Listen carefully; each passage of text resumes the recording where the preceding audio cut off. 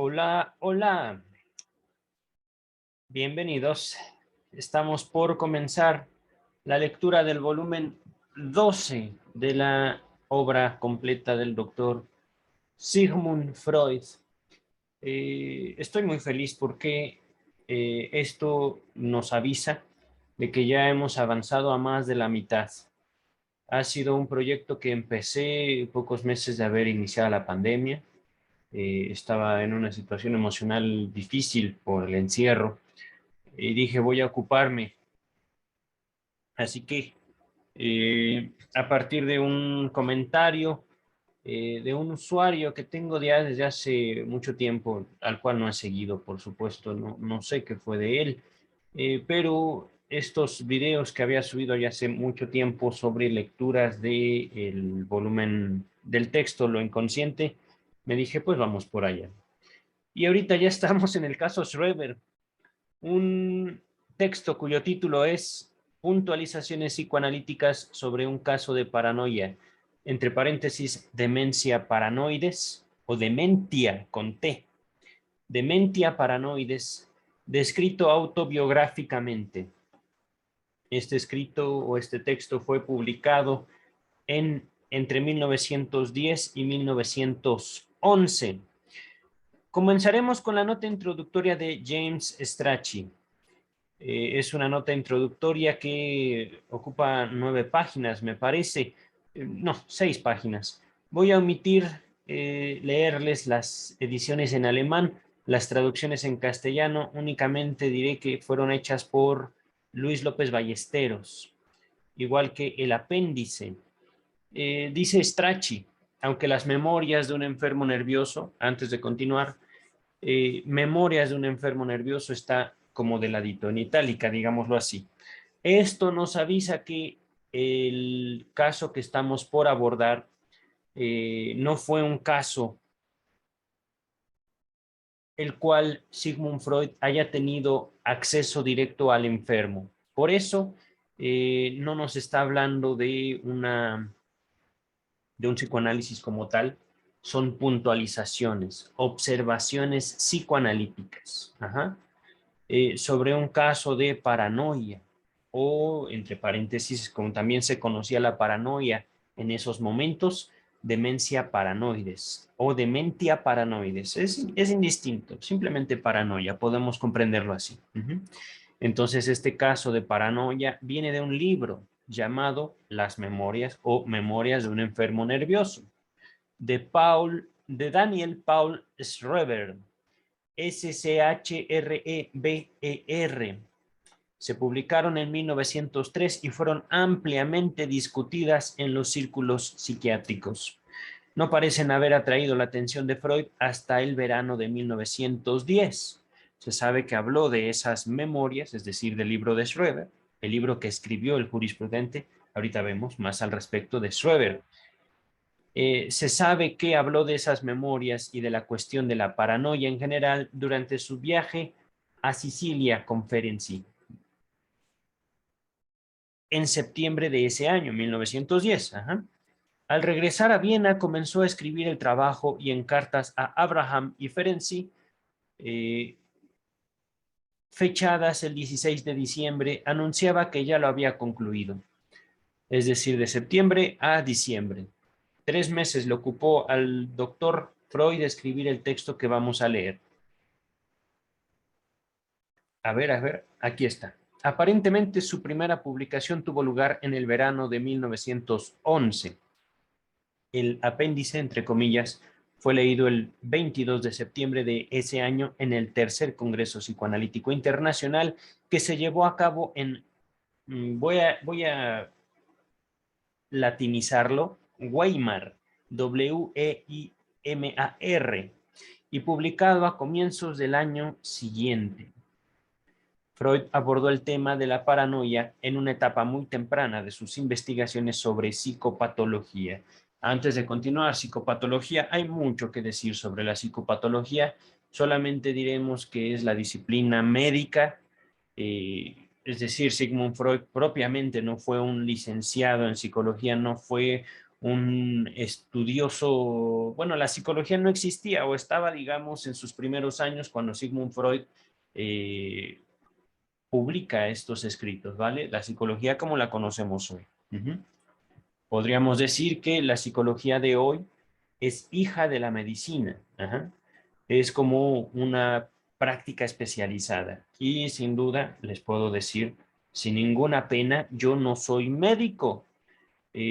Esto lo puedo sostener, es decir, mis estudios en psicología los puedo sostener gracias a avances o es que cuando digo avances temo que también se confunda. No quiere decir que yo tenga mejor preparación que Freud, de ninguna manera, cosa que muchos colegas se atreven a presumir, bueno, allá ellos, ¿no? No podemos decir, y esto es curioso, que la ciencia médica haya avanzado mucho en cuestión del tratamiento de las patologías. Pero hablando de las patologías, psico quiere decir mente, patología, enfermedad. Cuando Strachey nos dice que Freud abordó el tema de la paranoia en una etapa muy temprana de sus investigaciones sobre la psicopatología, quiere decir la disciplina médica, la disciplina científica que da la bienvenida al joven doctor Sigmund Freud, estaba todavía desarrollando cuadros, observando lo que la gente hacía para poder señalar lo que posteriormente se puede nombrar como enfermedades mentales o patologías mentales, patologías psicológicas, psicopatología. Continúa el texto. El 24 de enero de 1895, meses antes de aparecer los estudios sobre la histeria, embrión, Freud envió a Fliess, Wilhelm Fliess, un gran amigo suyo, un largo informe acerca del tema. Véase el manuscrito H, se los voy a dejar en la descripción. Incluía un breve historial clínico y consideraciones teóricas tendientes a establecer dos puntos principales: que la paranoia es una neurosis de defensa, se destaca esa palabra, y que su mecanismo fundamental es la proyección. Antes de continuar, estamos ahorita a punto de entrar en el estudio de un texto, ya 10, 11 años después de la interpretación de los sueños. La interpretación de los sueños es el libro que marca la obra o el giro de la obra de Sigmund Freud para pasar de la neurología a lo que hoy conoceríamos como la psicología, o como el tratamiento psicológico. Y hablando de la psicología desde una perspectiva muy particular, desde la perspectiva psicoanalítica. Y con esto es muy importante notar también que el doctor Freud ha ido dando algunos bosquejos, ha ido presentando a la sociedad médica de su tiempo algunos detalles de su práctica, eso que él denomina psicoanálisis.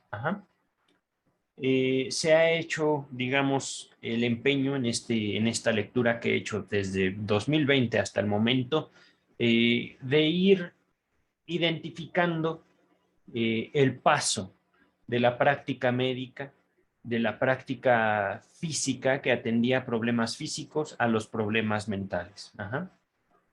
Específicamente bajo la nomenclatura de la neurosis. Esto es justamente lo que yo expongo al momento de siempre abordar un tema de psicopatología. Lo que denominamos enfermedades mentales para el año 2022 tiene todo que ver con lo que las sociedades médicas consideran son enfermedades mentales. Lo he dicho antes, cómo la histeria pasó de ser contenida dentro del cuadro neurótico a dejar de existir, a ser nombrada bajo otras categorías al día de hoy. Simplemente un cambio de nomenclatura, un cambio de palabra. Pero como tal, las sociedades médicas al día de hoy no reconocen la neurosis como un cuadro psicológico siquiera, ¿no? No habría, la mayor parte de los médicos, no puedo decir que todos, pero desconocen, justo porque ya no se incluyen los planes de estudio, la, las características del cuadro neurótico. Ajá. Es decir, ¿para qué estudiar algo que ya no se ve según las sociedades médicas? Regresando aquí al texto, hay algo que me llama mucho la atención, las palabras neurosis de defensa y el mecanismo fundamental de la paranoia, que es la proyección. Ajá. Eh, Básicamente se está mencionando una comunicación íntima, es decir, una conversación casual, ajá, como un antecedente, la antesala, podríamos decir, de los estudios de los que estamos a punto de ser testigos. Ajá. Les platicaré un poquito más acerca de Wilhelm Fliess, o Fliess, Wilhelm Fliess, ajá, con doble S. Este Sigmund Freud, no recuerdo exactamente cómo, pero conoce a un doctor, un médico, un otorrinolaringólogo encargado de la atención de las fosas nasales, ¿ajá? De la salud de las fosas nasales. Ya estamos hablando entonces de una especialización de la medicina, del campo médico. Otra especialidad, por supuesto, es la misma neurología. Un exponente de ello fue el mismo doctor Freud, pero fue una amistad muy cercana de Freud. Ajá. Si no podríamos incluso decir que fue el gran amigo si no toda la vida, de la época en la vida del doctor Freud que ve el nacimiento del psicoanálisis. Y de hecho muchos de los pensamientos que aparecen en la obra de Sigmund Freud vienen directamente del otorrinolaringólogo Wilhelm Fliess. Wilhelm Fliess. Ajá. Cuando Freud le dice la paranoia es una neurosis de defensa, solo a ellos les queda claro.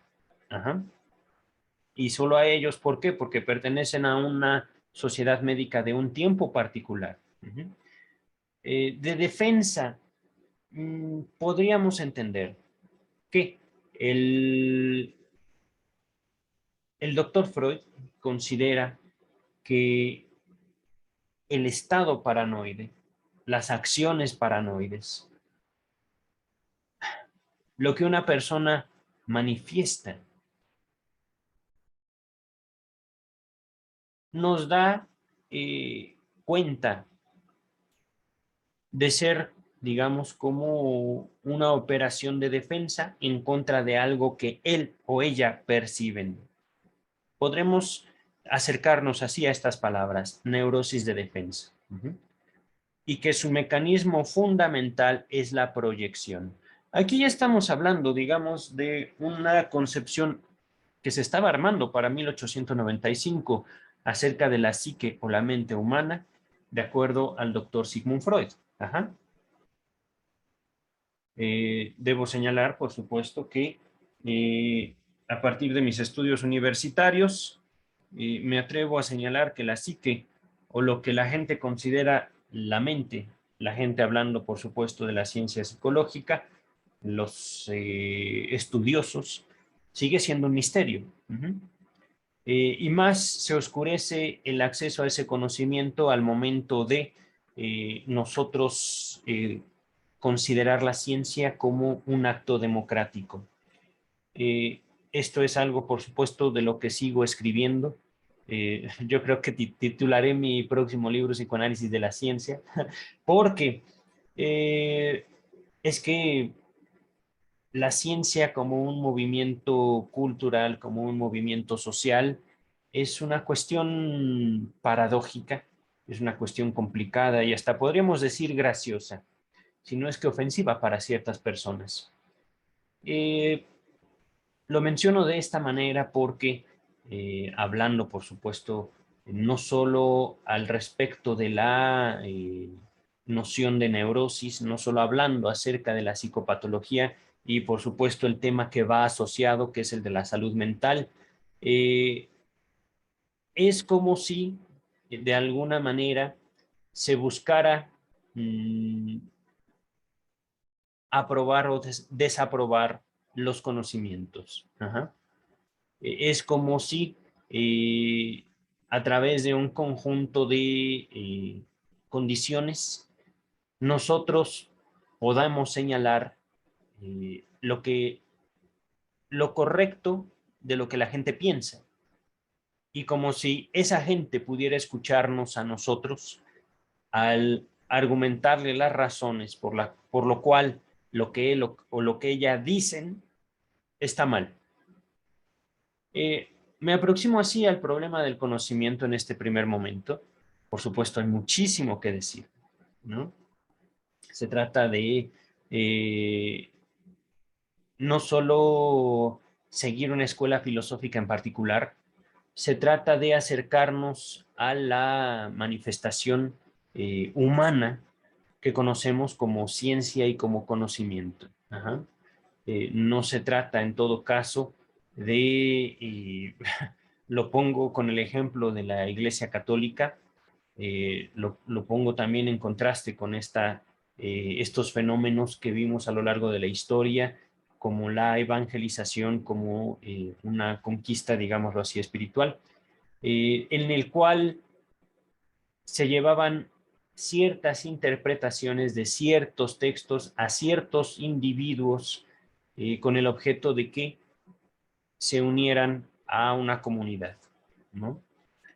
Es curioso cómo la humanidad se organiza en cuanto a las diferencias, ¿no? Es curioso cómo podemos nosotros tomar cualquier elemento, hablando por supuesto de la conformación de la ciencia, para atacar, para aislar, para condenar y si es posible para destruir a nuestros semejantes.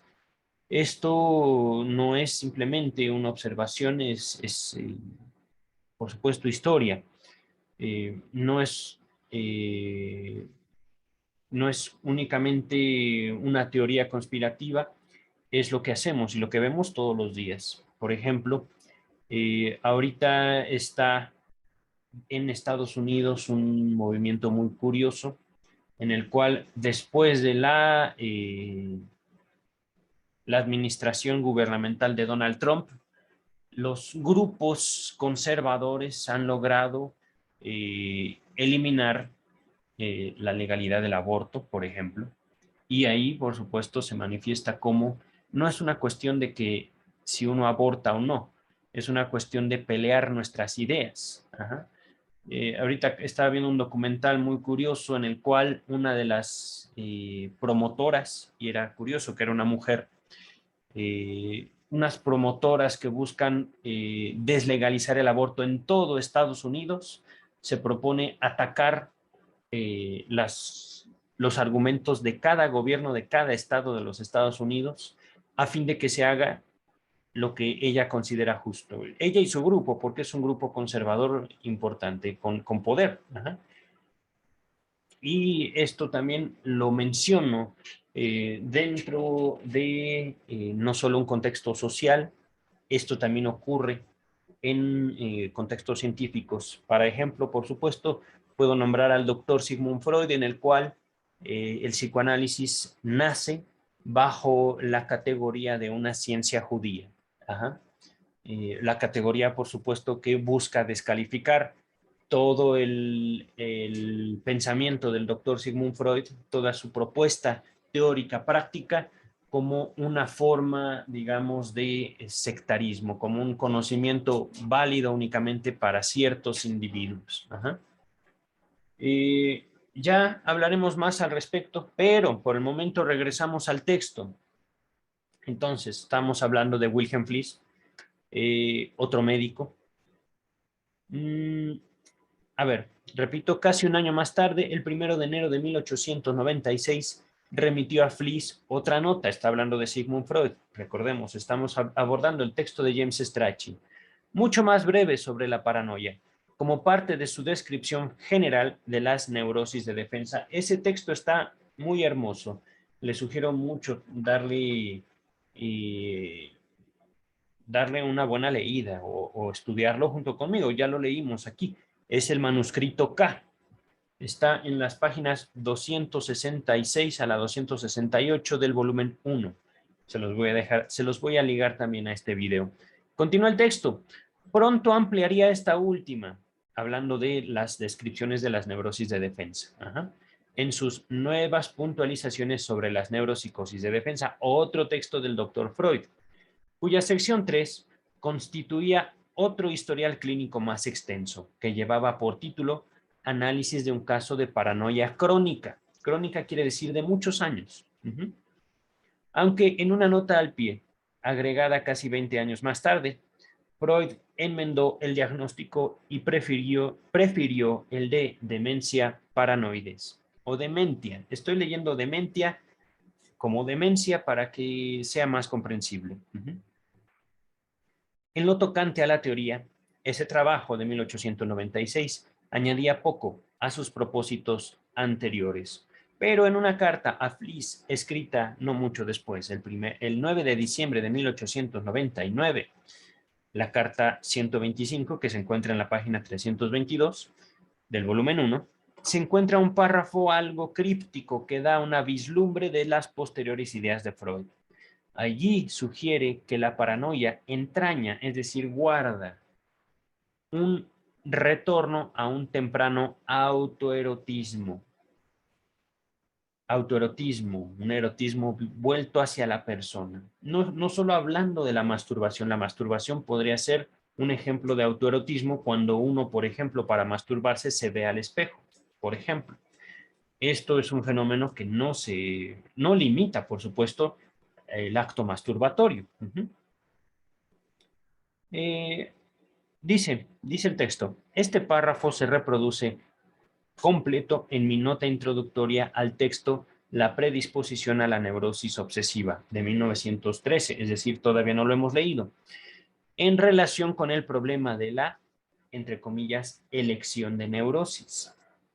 Aquí hay mucho que decir, pero voy a omitir mi comentario en cuanto a la elección de neurosis. Es que en serio merece todo un estudio estas palabritas usadas por Freud, elección de neurosis. Brevemente introduciré el problema. La neurosis es un fenómeno, digamos, que se da por lo que ya en estudios sobre la histeria, Freud y Breuer nombraron como un pensamiento automático o un pensamiento inconsciente. Sin embargo, al nosotros aproximarnos después de la interpretación de los sueños al inconsciente, no estamos hablando tanto de un pensamiento automático. No es así como, uf, no es como estímulo-respuesta, por favor, no. Si bien este tipo de descripciones pueden sernos útil para aproximarnos a las manifestaciones animales, hay mucho, pero mucho más en las cuestiones humanas. Hablando de lo inconsciente, hay al menos dos descripciones que podría yo nombrar. Ciertamente lo inconsciente como lo automático, pero no nos podemos quedar limitados a ello. Lo inconsciente también como algo que no vemos, como algo que no notamos, como algo que está ahí ejerciendo fuerza, ejerciendo presión y de la cual no nos damos cuenta. Se está hablando no solo de una limitación de la voluntad, que podríamos decir no existe en el automatismo, no existen los reflejos. Es como también estoy pensando en un ejemplo de automatismo.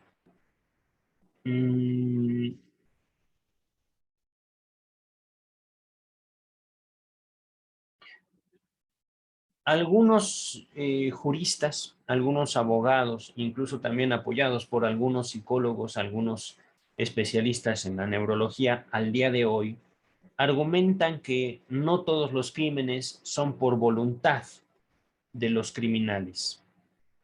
Estoy poniendo este ejemplo, ¿no? Justamente ligándolo con lo que podríamos entender como patología mental, enfermedad mental.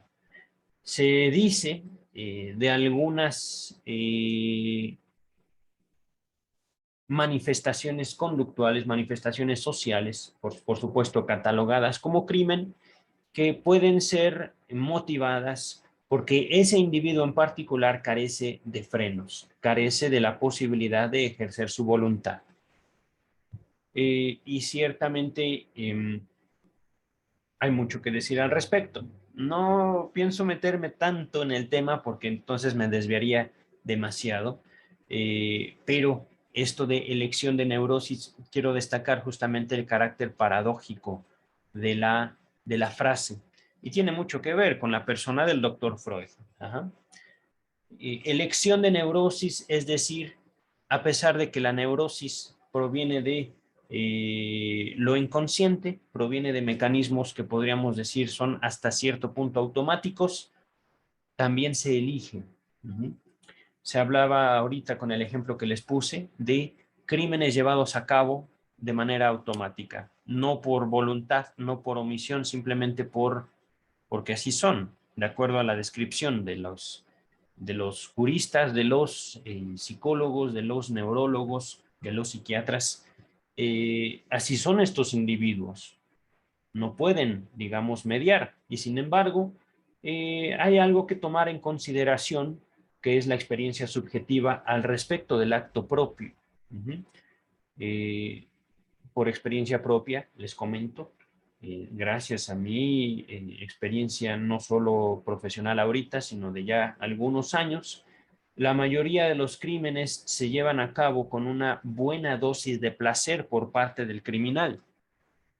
Les pongo el ejemplo de que, hablando, por ejemplo, de un asaltante aquí en la Ciudad de México, un asaltante de la calle, podríamos sustentar, ya que no existe la neurosis, es que este individuo es un psicópata y como psicópata, en vez de ir a la cárcel, debe de ir a una institución de salud mental. ¿Para qué? Para habilitarlo para su contacto social. Y ciertamente, al momento de aproximarnos al supuesto enfermo mental, podemos notar cómo dentro de sus núcleos sociales suele presumir de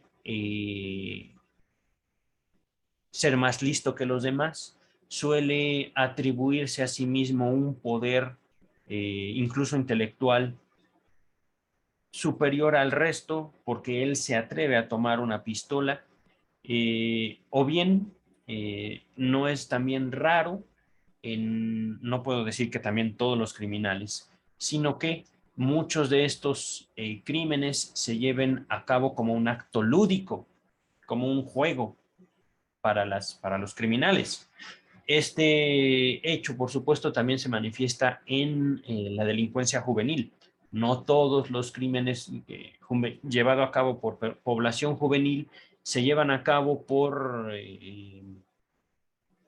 una cuestión placentera, por una cuestión lúdica, sino también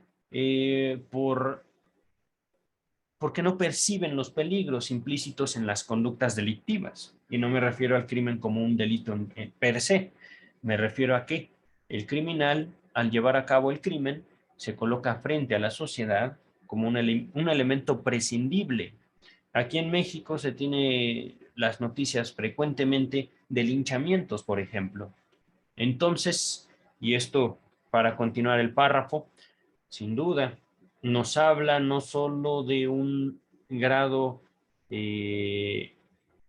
elevadísimo de percepción de los jóvenes, es decir, yo puedo más que el mundo, yo soy más, hasta que se topan de lleno con la realidad, con la vida que no en pocos casos termina matándolos.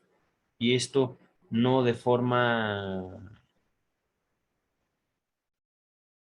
¿cómo decirlo? Humana. Ajá. Algo que tener en consideración. En cuanto al ejercicio de la voluntad, en cuanto a la descalificación del ejercicio de la voluntad atribuido a una patología mental, hay mucho que decir al respecto. Ahorita partiendo de esta frase de Freud, contenida, por supuesto, en un texto que no hemos leído, la predisposición a la neurosis obsesiva, pero que también se puede leer básicamente desde el volumen 1, la elección de la neurosis. Vamos a continuar con el texto.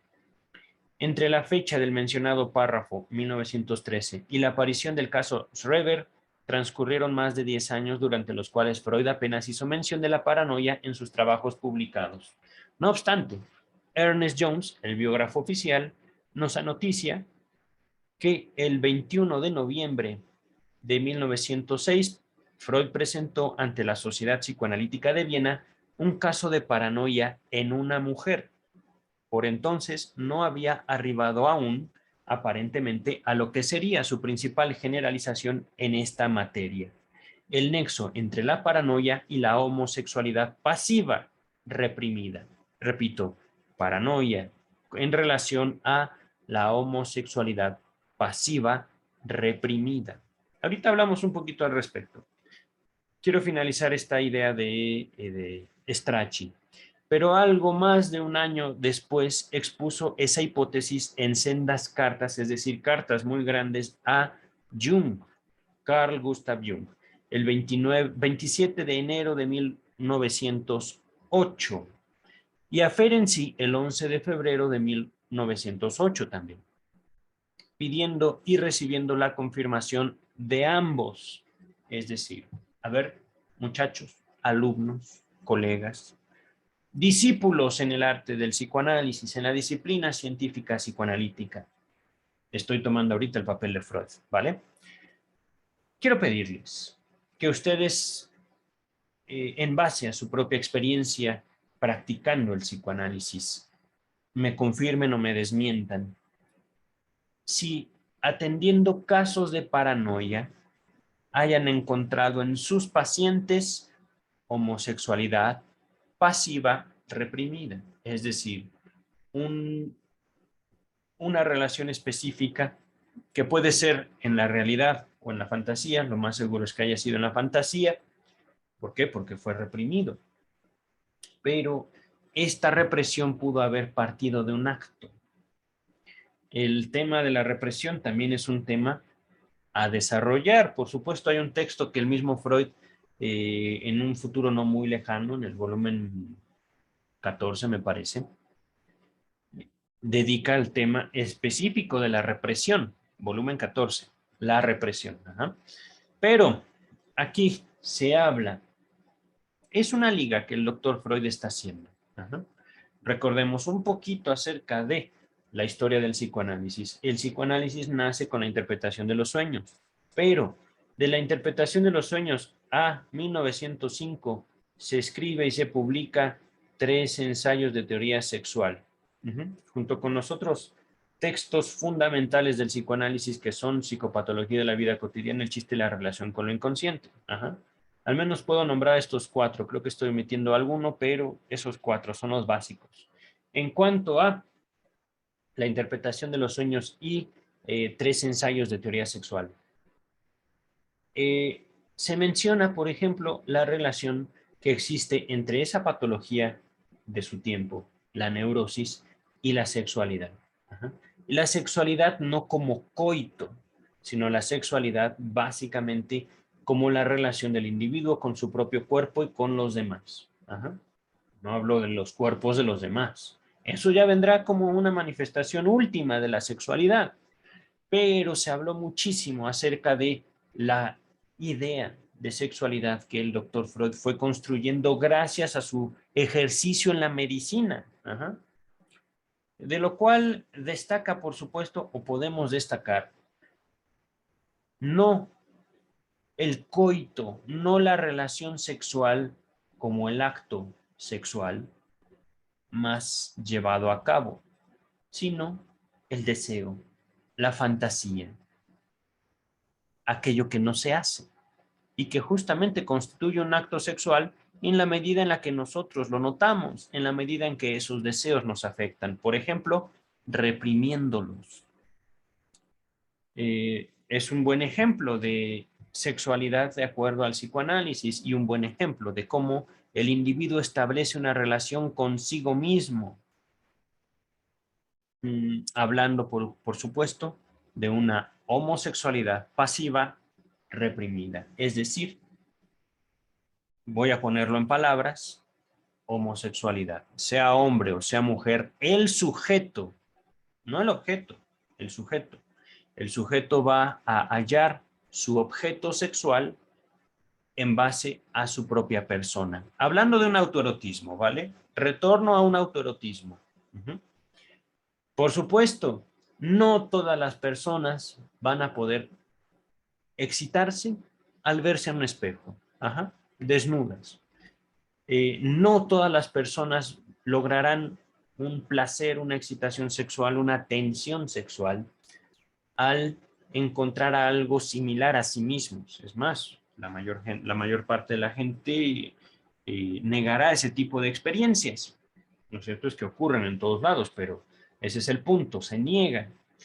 Al momento de establecer el contacto sexual, hablando por supuesto de la parte pasiva, se trata de que aquel que es semejante a mí me someta, me aplaque, me imprima fuerza pasiva.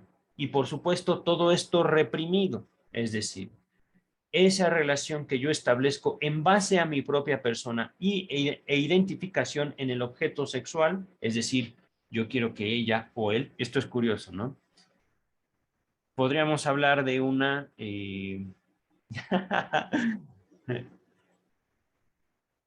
poniendo el contraste, heterosexualidad pasiva. Yo quiero que ella, que es distinta a mí, me someta, por ejemplo, ¿no?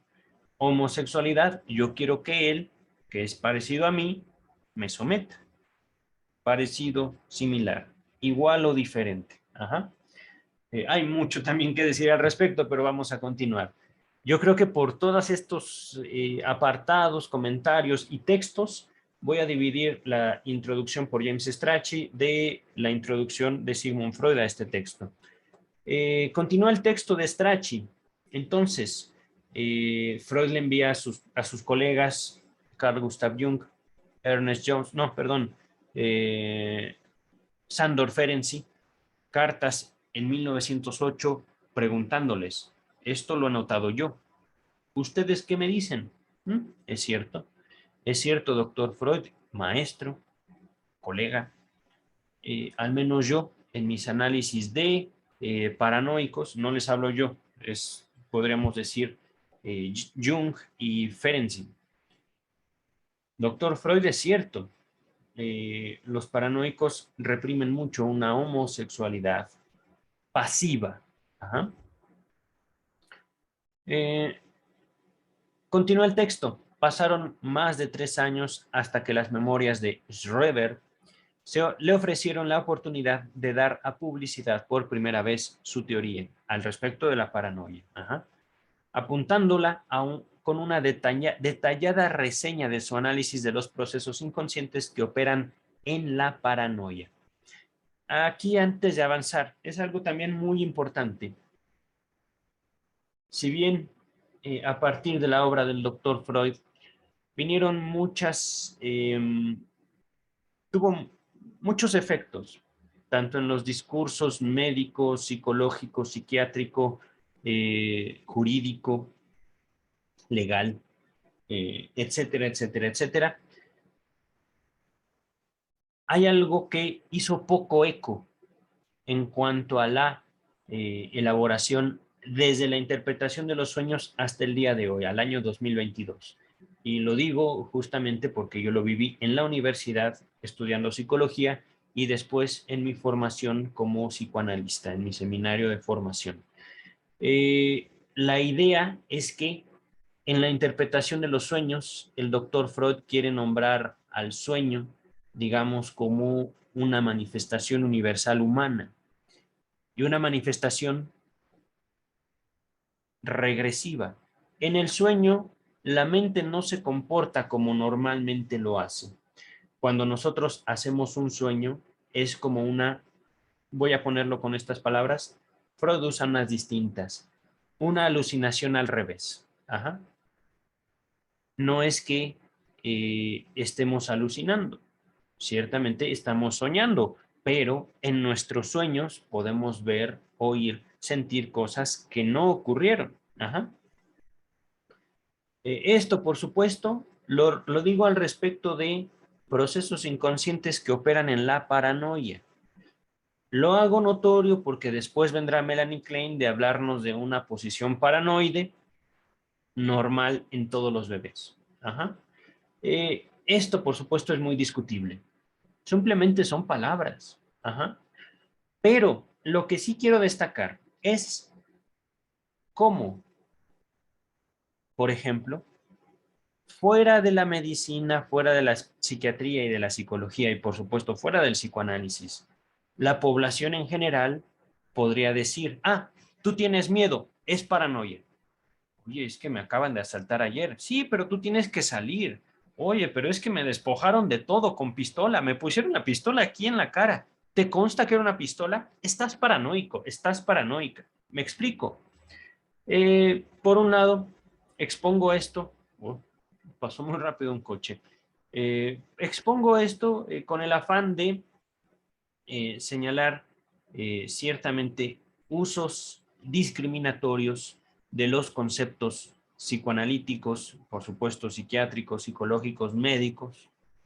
Y por otro lado, también quiero poner mucho énfasis al respecto del comentario que les hacía sobre el sueño, que el psicoanálisis no pretende aislar las patologías mentales a ciertos sujetos, sino generalizar las manifestaciones psíquicas a todos. Es decir, así como podríamos decir, todos alucinamos al revés todas las noches o la mayoría de las noches, todos podemos tener un poco de miedo, justificado o injustificado, no nos importa. Ajá. Todos podemos tener un poquito de paranoia, que esto, por supuesto, nos acerca mucho a la concepción que poco a poco, al menos a mí me fue quedando más clara, de la enfermedad mental según el doctor Sigmund Freud. No es que los paranoicos sean gentes extrañas, no es que el esquizofrénico sea una gente particularmente distinta a una persona que está soñando. Ajá. Es la intensidad. Les ponía el ejemplo. Supongamos que a mí me asaltan el día de hoy, mañana voy a salir con miedo, se los puedo asegurar. Podríamos hablar de una intensidad del miedo. El miedo es tal que no me atrevo ni a mirar a la calle, porque se me hace que esos sujetos van a estar ahí, justo delante de mi casa, por ejemplo. Ajá. Aquí ya estoy elaborando, aquí ya estoy llevando mi miedo más allá. Vamos a ver ahorita, casi finalizando. No es verdad, no es verdad, todavía me falta bastante de esta maldita introducción. Dice el texto del doctor Strachey, en los escritos posteriores de Freud hay varias referencias a esta enfermedad. Pero es que, ok, enfermedad, así lo dice el texto. Entre los más importantes cabe mencionar el texto, un caso de paranoia que contradice la teoría psicoanalítica de 1915 y la sección B del texto sobre algunos mecanismos neuróticos en los celos, la paranoia y la homosexualidad. Repito, sobre algunos mecanismos neuróticos. El doctor Freud hizo un trabajo de clasificación ciertamente soberbio, ciertamente destacable. En cuanto a las manifestaciones del alma humana que él pudo notar, y de acuerdo también a los contextos médicos científicos de su época. Eso es algo aplaudible y digno de imitación. Continúa el texto. Además, entre comillas, una neurosis demoníaca en el siglo XVII, ese es otro texto de 1923, incluye algunas consideraciones sobre el caso Schreber. Véase el volumen 19. Si bien en ningún lugar Freud denomina paranoia, entre comillas, a la neurosis que es tema de ese ensayo, la neurosis demoníaca. Ajá. No hay en todos estos escritos posteriores modificación esencial alguna de las concepciones que sobre la paranoia vertió en el presente trabajo. Entonces es un trabajo que versa principalmente acerca de la paranoia. Sin embargo, la importancia del análisis de Schreber no se limita en absoluto a la luz que arroja sobre los problemas de la paranoia. En especial, su tercera sección fue en muchos aspectos, junto con el breve artículo de publicación simultánea, entre comillas, formulaciones sobre los dos principios del acaecer psíquico de 1911, un preámbulo de los trabajos metapsicológicos en los que Freud se embarcó 3 o 4 años más tarde. Entre estos trabajos está lo inconsciente, la represión, el narcisismo, pulsiones y destino de pulsión. Ese trabajo es de un genio, pulsiones y destinos de pulsión. Pero continuamos con el texto. Dicen, en ambos casos, una serie de temas que luego él sometería a un examen más detenido. No, perdón. Sí, en ambos. En esta tercera sección y en dos formulaciones sobre los dos. A ver, repito.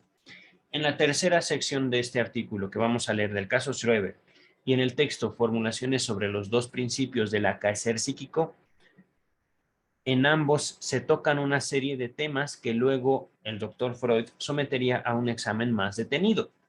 Así, las puntualizaciones sobre el narcisismo antecedieron al texto Introducción al narcisismo. La descripción del mecanismo de la represión, que se encuentra en las páginas 62 y siguientes, fue tomada años después en el trabajo que le dedicaría a la represión. Y el examen de las pulsiones de las páginas 68 a 69 abrió el camino hacia el más elaborado de pulsiones y destinos de pulsión. Esto entre comillas, ¿vale? De 1915. En cambio, el pasaje sobre la proyección, pese a su promisorio carácter, no dejó secuela. De los temas considerados en la sección final del presente trabajo, los diversos ocasionamientos de la neurosis, incluido el concepto de la frustración, luego hablamos de eso, que hay mucho que decir, y el papel que cumplen los sucesivos lugares de fijación, entre comillas, se ocupó al poco tiempo en sendos artículos, es decir, artículos muy grandes, entre comillas, sobre los tipos de contracción de neurosis de 1912 y la predisposición a la neurosis obsesiva, este texto de 1913.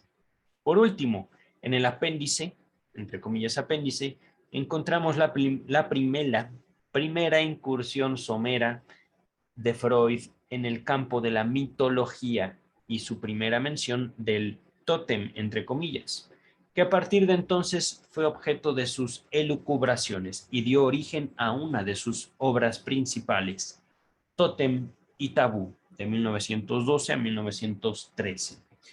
Es que miren, por momentos, el doctor Freud parece un niño entusiasmado en una tienda de dulces. Lo digo por su paso, por sus propias elaboraciones. Les debo recordar, por ejemplo, cómo la misma interpretación de los sueños a veces parece un collage temporal increíble. De 1890 y algo a 1900, de 1900 a 1930, regresamos a 1924, avanzamos a 1928, regresamos a 1913, así, algo así. Ajá.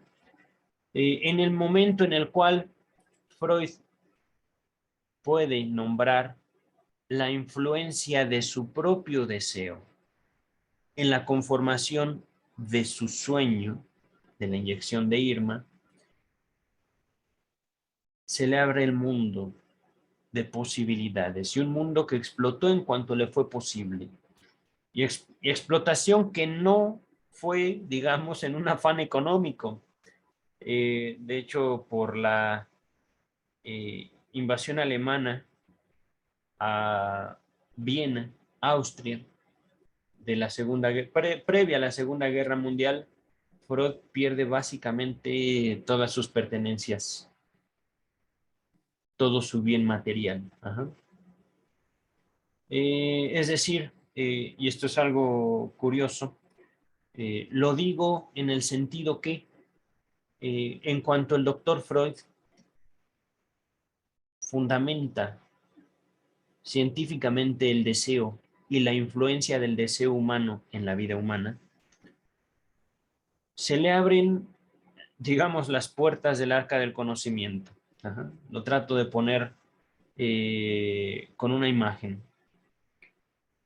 Descubre una infinidad de tesoros el doctor Freud a partir del sueño. Ajá. El sueño de la inyección de Irma lo lleva al deseo, el deseo a la sexualidad a la palabra a la cultura, a los mitos. Uf. Hemos tenido hasta este momento una probadita de todo eso. Y a veces me da la impresión de que el psicoanálisis nos invita a vivir de probaditas. Nos invita a vivir con pequeños vislumbres.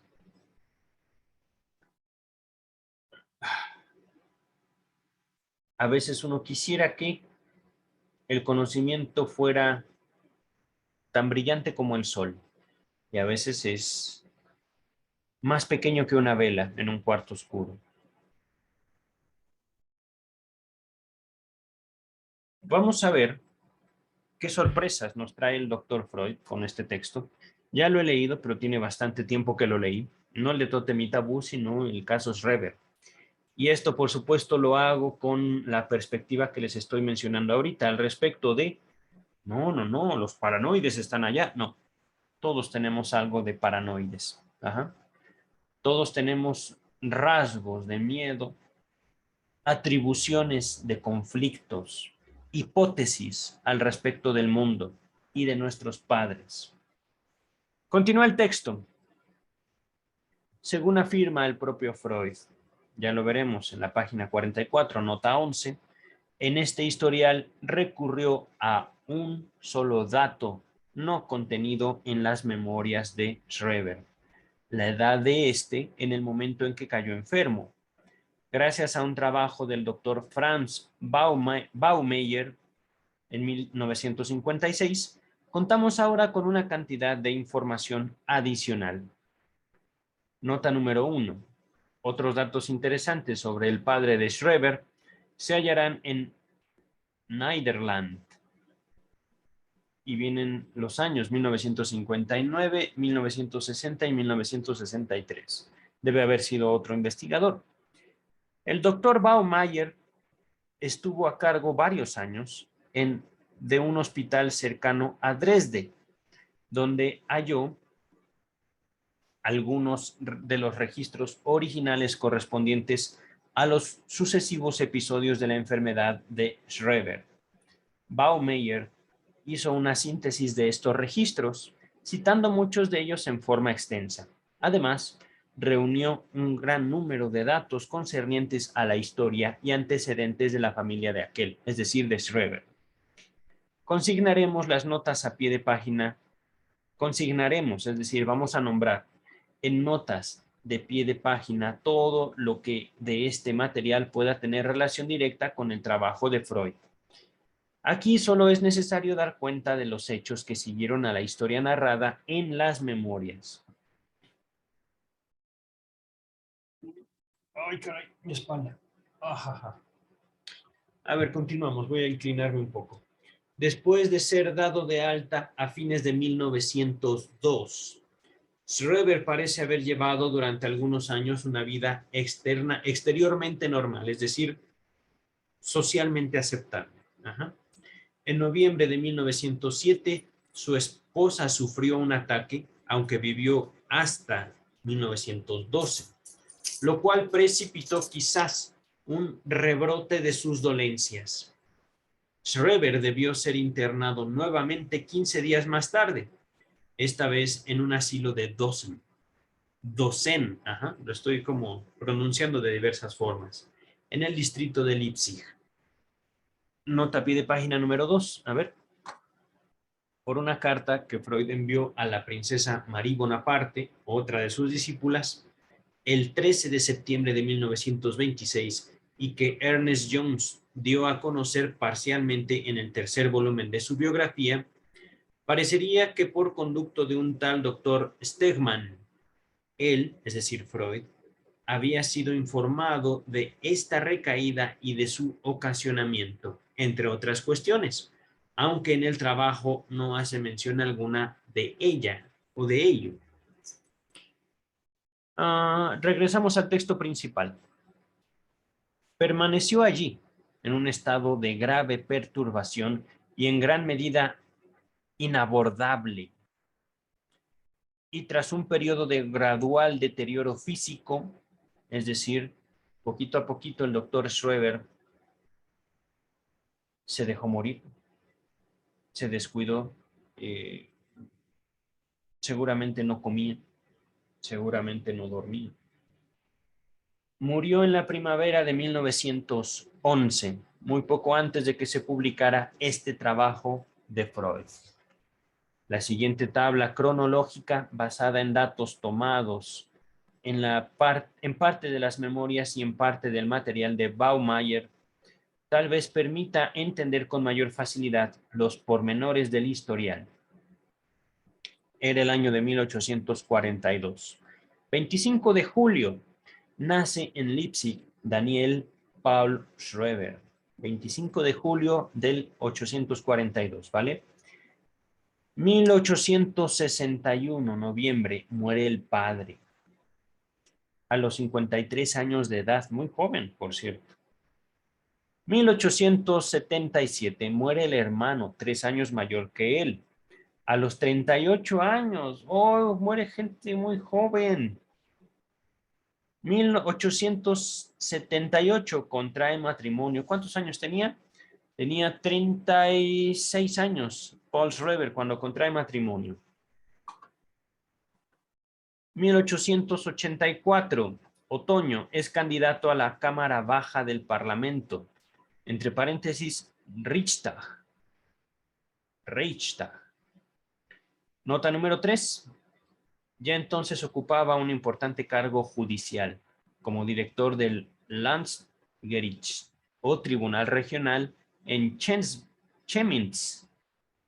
Tras recobrarse, en la nota 3 continúa, tras recobrarse de este primer episodio, tuvo una magistratura similar en Leipzig. Antes de continuar, vamos a hablar de un enfermo mental, pero no cualquier enfermo mental, era también un genio este señor Schreber. Jurisprudente quiere decir juez, y no se llega a juez por loco. Continúa el texto. Inmediatamente antes del segundo episodio fue designado Senate President, presidente del Senado, en Dresde, Sajonia. Llámese así al juez que preside el Oberlandersgericht o Tribunal Superior de una provincia. Es decir, fíjense, este loquito, Schreber, llegó a grandes cosas en su vida. Hizo grandes contribuciones a su sociedad. Vamos a regresar al texto. Y por supuesto, todo esto sin ninguna intervención, podríamos decir psicoanalítica y también psiquiátrica. Ciertamente tuvo contacto con psiquiatras, el doctor Schreber, pero no los tenían muy buena opinión. Regresamos al texto, ¿vale? 1884, en octubre, internado durante algunas semanas en el asilo Sonnenstein. El 8 de diciembre de 1884, clínica psiquiatra de Leipzig. Fíjense, ya van 2. 1885, es dado de alta, 1 de junio. 1886, el 1 de enero, inicia su actividad en el Tribunal Regional de Leipzig. Segunda enfermedad. 1893, junio, se le informa de su próxima designación para el Tribunal Superior. Han pasado, ¿cuántos? 8 años desde que fue dado de alta. 1 de octubre de 1893 inicia su actividad como Senate President, presidente del Senado. 21 de noviembre de 1893 vuelve a ser internado en la clínica de Leipzig. 1894, 14 de junio, es trasladado al asilo de Lindenhof. 29 de junio de 1894, es trasladado al asilo de Sonnenstein. 1902, escribe sus memorias e inicia una acción judicial para ser dado de alta. Es que, fíjense, es un abogado y no cualquier abogado. Es un abogado que ha sido nombrado por sus compañeros como presidente del Senado. Y este abogado es llevado a una situación por su bien, entre comillas. Ya veremos cómo le fue. Él mismo aborda el tema.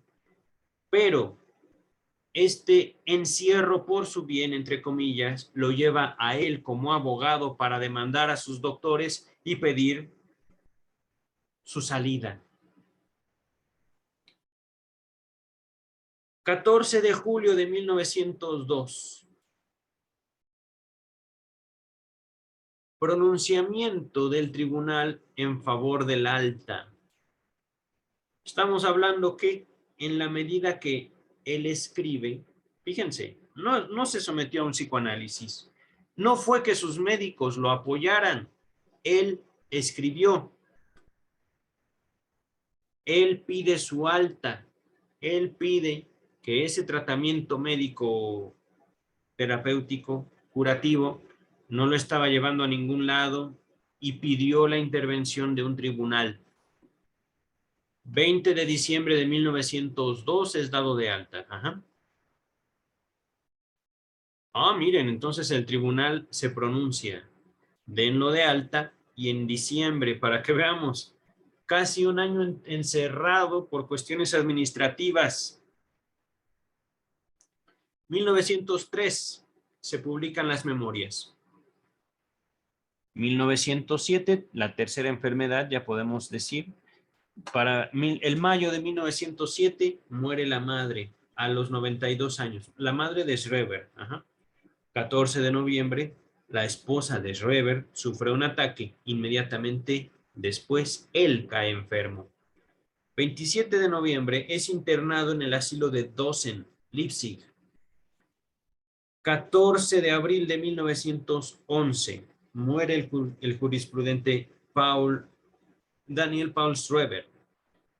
1912, en mayo, muere la esposa a los 54 años de edad. Mira, entonces era más joven que él. ¿A qué edad muere Schreber? 1911, si nació en 1842. El 42 son 58, 69 años murió. 69 años tenía Paul Schreber cuando murió, en 1911. Continúa Strachey, y ya estamos ahora sí por terminar. Quizás sean de ayuda, asimismo, algunos datos sobre los 3 hospitales para enfermos mentales a que se hace referencia en diversos lugares del texto. Número 1. Clínica Psiquiátrica de la Universidad de Leipzig. Departamento de Internación. Director, profesor Litzig. Flixig. Flixig. No sé cómo pronunciar esos apellidos. Número 2. Schloss Sonnenstein. Asilo público, situado en Pirna, Sajonia, a orillas del Elba. Debe ser un río. 15 kilómetros al norte de Dresde. Director, doctor G. Weber. Número 3. Asilo privado en Lindenhof, en las cercanías de Coswig, a 16 kilómetros al noroeste de Dresde. Director, doctor Pearson. Es evidente que plantea especiales dificultades traducir las producciones de los esquizofrénicos, en las que las palabras desempeñan un papel tan preeminente, como lo señaló el propio Freud en el texto Lo inconsciente. Este texto fue el que abrió justamente la posibilidad de esta lectura. Y al verter los párrafos tomados de las memorias de Schreber, el traductor enfrenta los mismos problemas con que a menudo se topa en los casos de los sueños, las operaciones fallidas y los chistes. Ese es cierto, el otro. No, sí lo mencioné, psicopatología de la vida cotidiana. En todos estos casos se han adoptado en la Standard Edition el método pedestre de consignar allí donde es necesario las palabras alemanas originales, procurando brindar al lector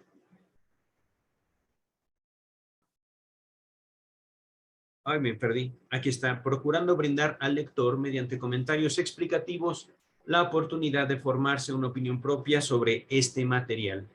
A la vez, sería engañoso dejar de lado por entero las formas literarias de expresión y dar, a través de una traducción totalmente literal, una imagen burda del estilo de Schreber. Uno de los rasgos notables de su libro es el contraste permanente que ofrece entre las complicadas y ampulosas oraciones del lenguaje académico oficial vigente en Alemania decimonónica, no sé qué quiere decir eso, pero es más bien como de aquellos tiempos, y las marcadas extravagancias de los fenómenos psicóticos que describe.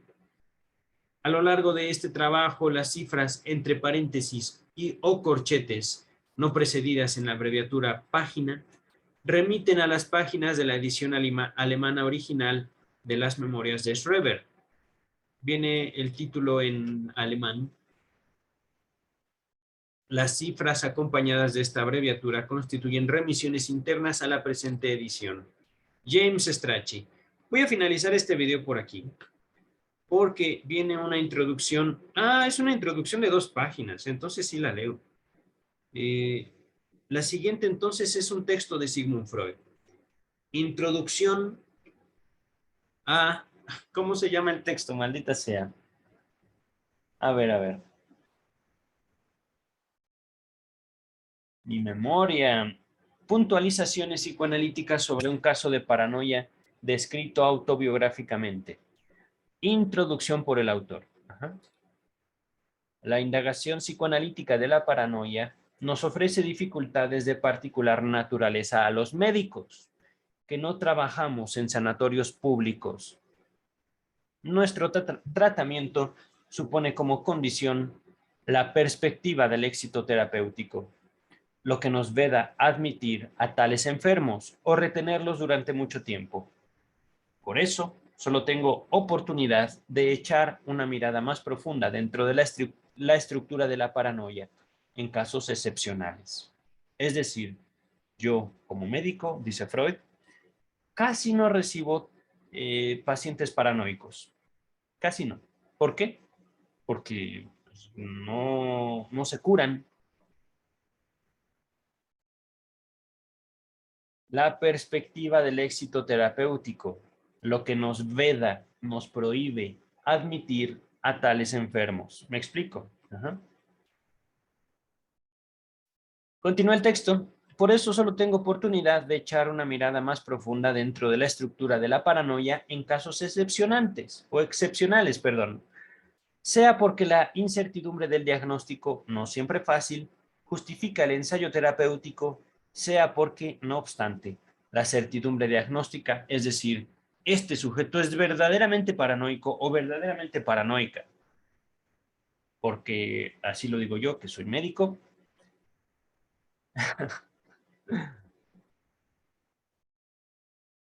cedo al ruego de los pacientes, no obstante la certidumbre diagnóstica, es decir, doctor, mire, yo estoy convencido que soy un paranoico, pero le ruego que me acepte. Entonces, Freud los aceptaba. Y tomo por algún tiempo bajo tratamiento a uno de estos enfermos. En otro sentido, desde luego, veo bastantes paranoicos y dementes, y de ellos averiguo tanto como otros psiquiatras acerca de sus casos. Pero esto, por regla general, no basta para pronunciar dictámenes analíticos.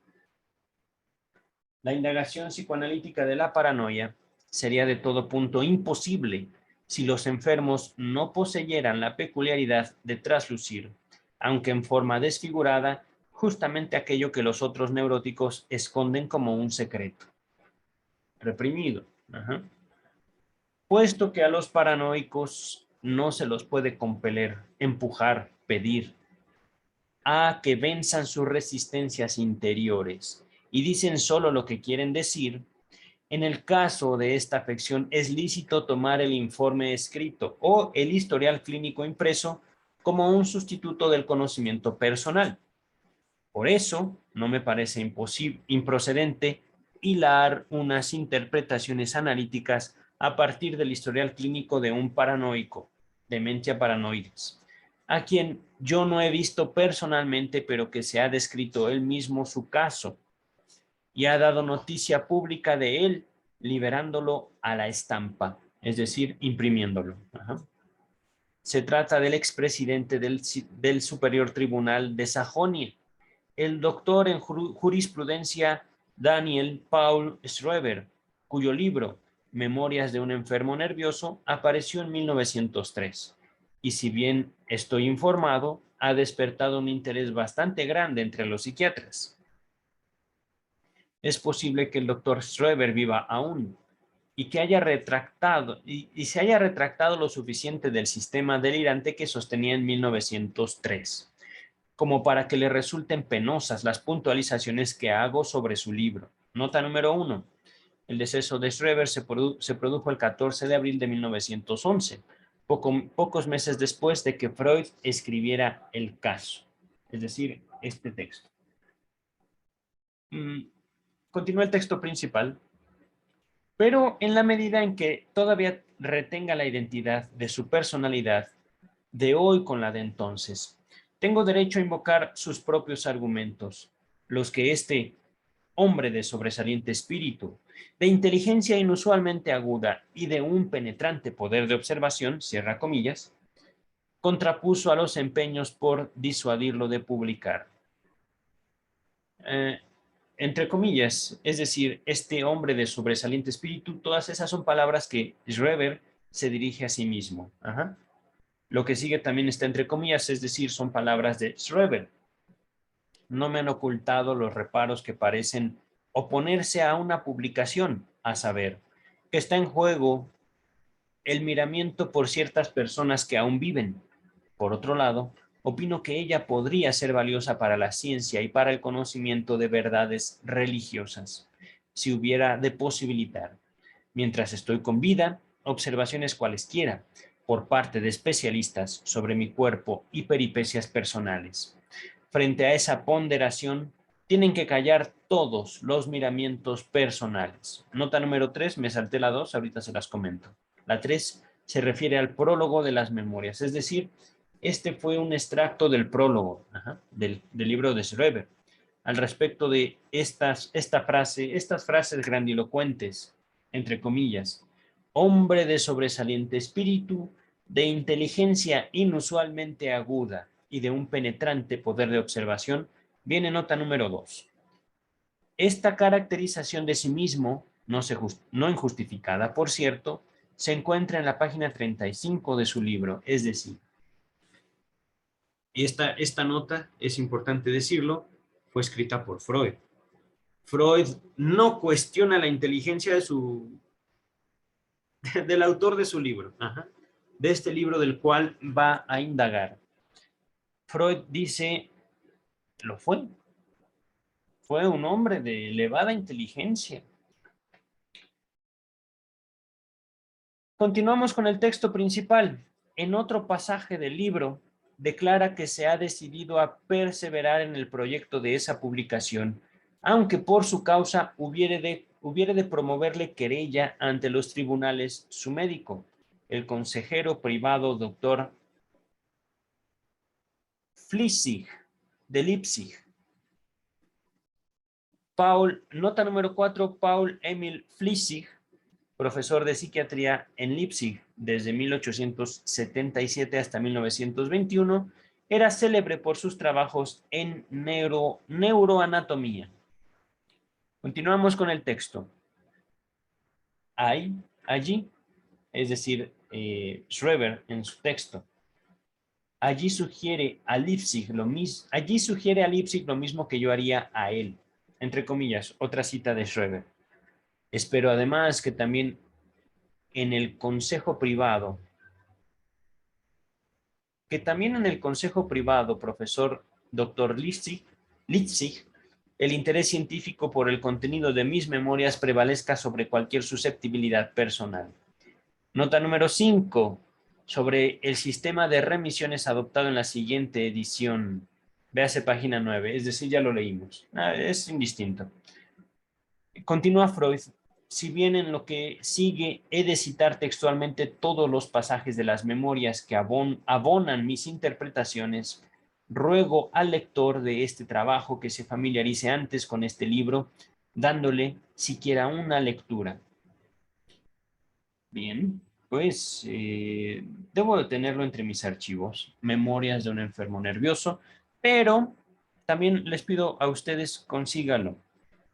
Si no lo pueden comprar, deben de poder localizarlo en internet. Ajá. Por el momento es todo. Ya abordaremos el historial clínico que va de la página 13 a la 33, pero eso en otro momento. Ahorita tengo cosas que hacer, voy a ocuparme y voy a comer rico. Cuídense.